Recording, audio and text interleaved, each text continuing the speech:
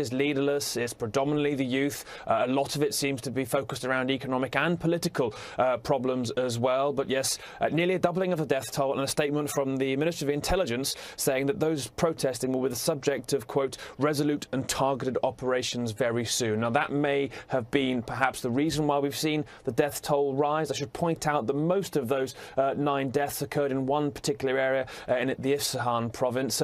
Many concerns, though, exactly how the enormous split really in Iran's government between the moderates of President Rouhani, who just recently won a sizable electoral victory, and the hardliners who are behind so much of Iran's strident foreign policy across the Middle East, how they somehow find common ground to deal with these protests. As I say, don't have a figurehead, don't have a person to negotiate terms with. We've seen violence on the streets, certainly. We've seen videos of police stations on fire, and I think there are deep concerns now, while President Rouhani has very openly said that perhaps there's some legitimacy to the concerns of the protesters and they have to be heard. At the same time, too, we know in the past that Iran's hardliners have put people on the streets, have put the Republican Guard out there to try and repress protest very quickly indeed. All eyes on the next 24, 48 hours. Exactly what the outside world says. They're being blamed for fomenting this by hardliners, but more importantly, too, how do they simply calm the anger on the streets? Back to you. Absolutely. All right. A critical 24, 48 hours. We know you'll be watching it for us. Nick Payton-Walsh in London. Thank you.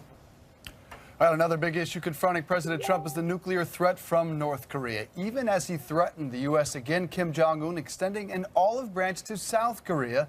And it appears Seoul is ready to talk with Pyongyang. Let's go live to Seoul and bring in CNN's Paula Hancock. Paula, good morning to you. The Olympics looming over all this, just over 37 days away. Good morning to you. What's the latest?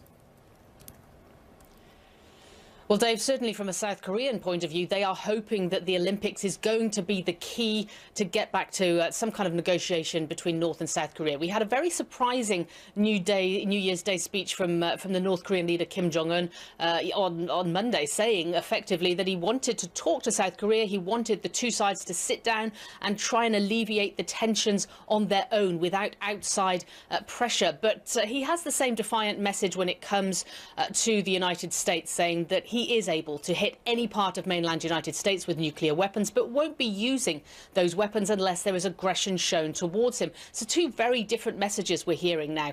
But what South Korea has done is they are now bending over backwards to try and make this overture work. They've suggested January 9th, next Tuesday, to sit down and have high-level talks with North Korea. The officials here saying it has to be that quickly, it has to be high-level, because there's only a month to go before the Olympics start, and they would like North Korea to be part of this.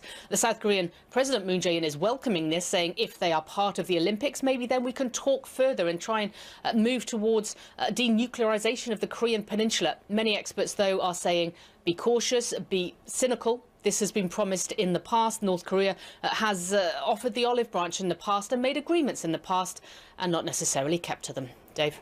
Paula Hancock's live for us tonight in Seoul. Thanks so much.